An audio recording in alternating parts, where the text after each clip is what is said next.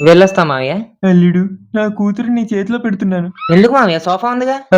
జాగ్రత్తగా చూసుకో. సోఫానా? మా అమ్మాయిని. ఓకే.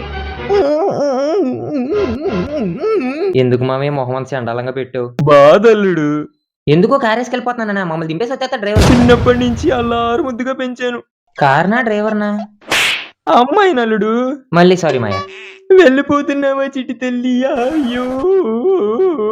ఆయన ఎక్కడికెళ్ళిపోతుంది మావయ్య? మా ఇంటికే వస్తుందిగా. చెప్పే కొద్దీ ఎక్కువ ఏడిచేత్తన్నారు ఈయన. ఓయ్ నువ్వైనా చెప్ప ఆగమని ప్లీజ్. అంటే నేను మా ఇంట్లో ప్రేమానురాగాల మధ్య పెరిగాను. నీకు తెలీదులే. అంటే నేను ఎంఆర్ఓ ఆఫీస్‌లో ఆధార్ కార్డ్‌ల మధ్య పెరిగాను అనుకున్నావా? అయినా ఏడాల్సింది నేనైతే ఆళ్ళెందుకు ఏడుస్తున్నారు? చూడు నన్నందరూ ఏదో రోడ్డు మీద అమ్మాయి చున్నీ లాగినోడిని చూసినట్టు చూస్తున్నారు. అల్లుడు గారు, చెప్పండి మావయ్య. మా అమ్మాయి అంట్లు తోమితే, బట్టలు ఉతికితే ఎక్కడ చేతులు నొప్పొస్తాయని అవేం నేర్పించలేదు అల్లుడు. దానికెందుకు మావయ్య అంత బాధపడతారు? నేను నేర్పిస్తాగా. ఆ! ఆ! అవేం చేయించొద్దంటున్నాను. ఓహ్! అలా అయితే పని మనిషిని పెడతాను. లేట్ అవుతుంది. మేము వెళ్తాం మావయ్య బాయ్. బండెక్కు. అది కాదండి ఒకసారి లోపలికెళ్ళి ఎక్కే నీ చొక్కా ఎక్కు. డ్రైవర్ స్టార్ట్ చెయ్. సార్ స్టార్ట్ అవ్వట్లేదు సార్. అల్లుడు గారు, అయ్యో! అర్ధాంతరంగా అప్పగింతలాగిపోయాను. ఇప్పుడు నా కూతురు పరిస్థితి ఏంటో, ఏమవుతుందో? నువ్వు హ్యాపీయేగా. పదా.